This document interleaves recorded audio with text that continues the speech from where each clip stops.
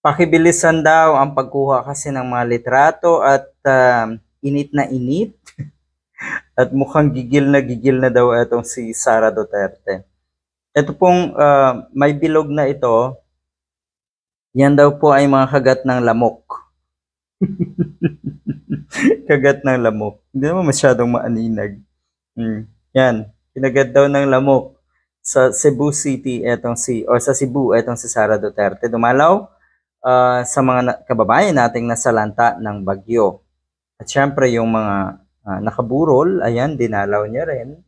Pero eto yon.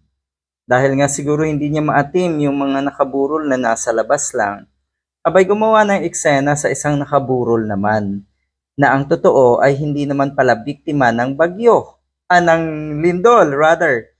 Hindi daw siya biktima hindi daw biktima ng lindol etong binisitang ito ni Sara Duterte. Nga naman, mas okay. Nasa punerarya, nasa magandang lugar, hindi siya lalamukin. Pero nawawang mali daw siya. Eto siguro ay sadyang plinano na rin etong si Sara Duterte. Kasi nga, ganyan yan makikita natin kung gaano kadesperado na pabanguhin muli ang kanyang pangalan.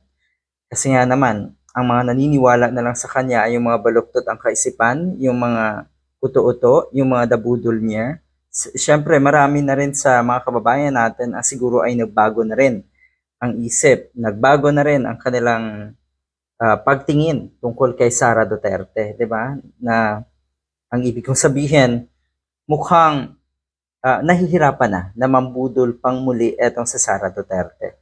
So ayan, napakahirap ng stage na ginagawa ngayon ni Sara Duterte. Yung tinatawag na pinifix niya yung kanyang mga problema, yung kanyang pangalan, 'di ba? Yun yung ginagawa niya ngayon. So kung ano-anong drama syempre ang mga kikita natin. Damage control, isa pa yan sa mga ginagawa na si Sara Duterte para matabunan yung kanyang kawalang hiyaan. Ayan, bakit nga ba, meron pong nagkomento dito for your information, hindi victim ng earthquake etong dinalaw ni Sara Duterte.